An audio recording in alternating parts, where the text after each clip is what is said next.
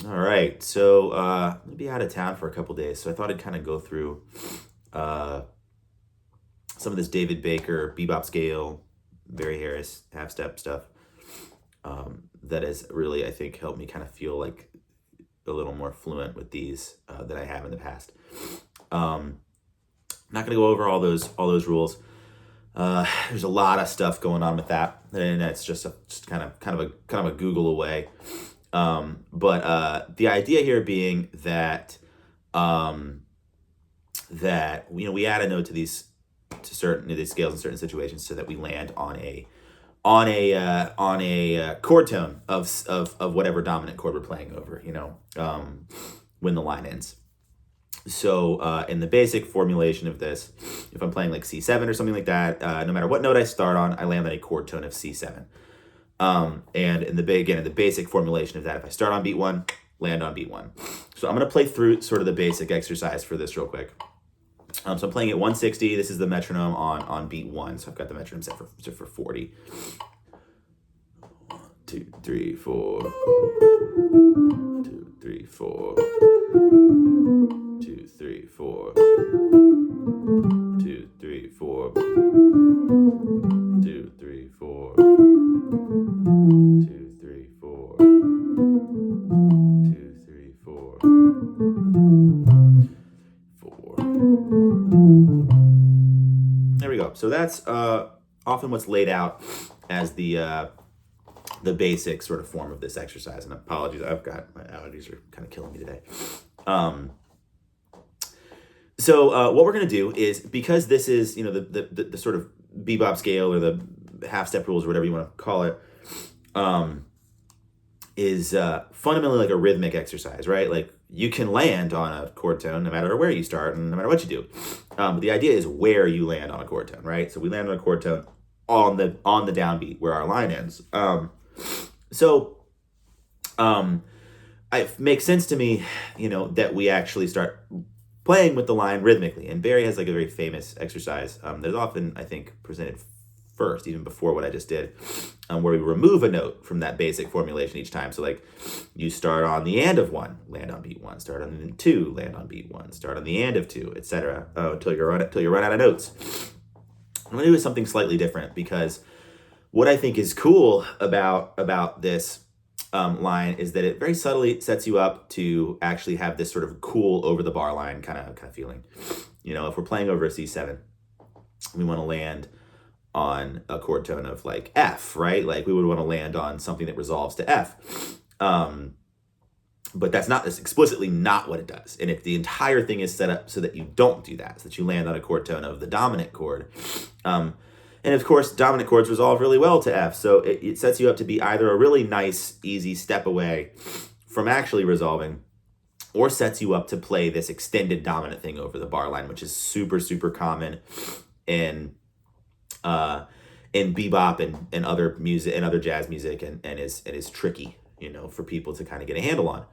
On top of the fact that both of these guys end up kind of chunking together that 2 chord and that 5 chord. So if you play the scale run on the 2 chord, of course you want more dominant over the 5 chord, but that's, a different thing. So what we're going to do is play exactly what I just played, but instead of starting it on beat 1 every time, we're going to start it on beat 2. And we get kind of a cool sound. So 1, 2, 3, 4, 1, 3, 4, 1. Rushing, 1, 3, 4, 1. 3, 4, 1. 3, 4, 1. 3, 4, 1. 3, 4, 1. We see the line just immediately kind of has a different character to it. It's a little bit more spidery and interesting. And we're going to try the same thing, but on beat 3. 2, 3, 4. Try not to rush as much this time. 2, 3, 4, 1, 2. 4, 1, 2. 4, 1, 2. 4, 1, 2. 4, 1, 2. 2, 1, 2. 4, 1, 2. 4, 1, 2. Yeah. So you can tell I haven't practiced this enough by the fact that I'm counting. Because what ends up happening is I feel pretty good about it on beat 2. Beat 3 is harder for me for some reason. I'm not sure why. Is that you just start the line. It becomes a feeling. Like, you know what beat 3 feels like. You know what beat 2 feels like. You know how the line spills over into the next bar. And you don't have to like count in this way, which is of course not what you want to be doing. But if you want to play interesting lines that expand and spill out over the bar line and start in different places, you have to start somewhere. You have to start in this very regimented way where you're counting and you're figuring out what it feels like in this specific way. And then eventually that drops off and you just do know what it feels like. And then eventually that develops into just like you use it. You know, and I don't think this is something that takes months. It's probably something that takes a couple weeks, you know. But I'll try the same thing with beat 4 just to be, you know, to do the whole thing. Like, see, 1, 2, 3.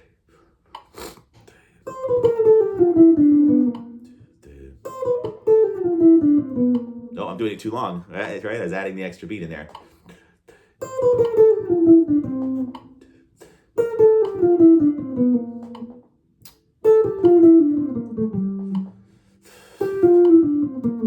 Whoops.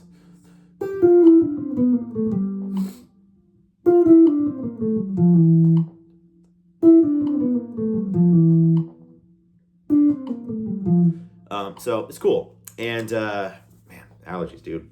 Anyway, probably doesn't help that I have a cat on my lap right now, but that's okay.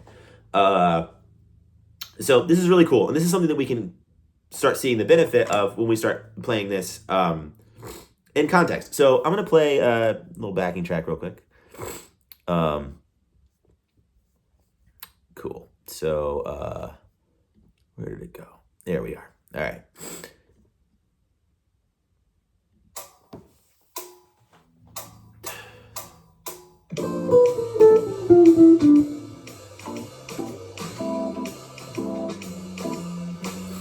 Beat 2.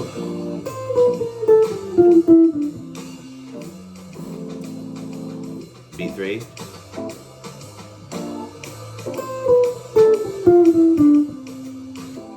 Beat 4 this time.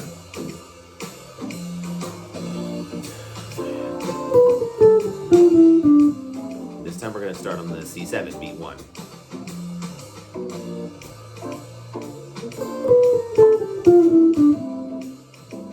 Beat 2.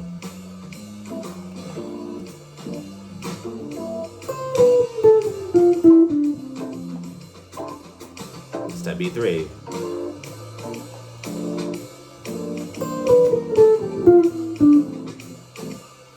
This time beat 4.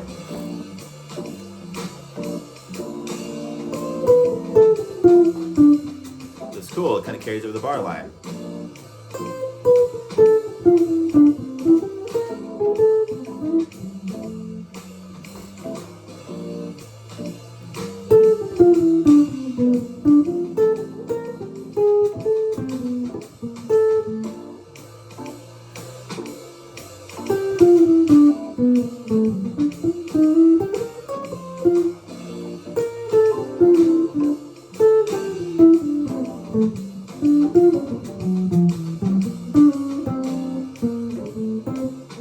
So, this way of working on this rhythmic placement, I just think is a really great way to start actually kind of pulling these scales out of the realm of the theoretical and into something that's a little more practical. So, anyway, I hope that's interesting. We'll see.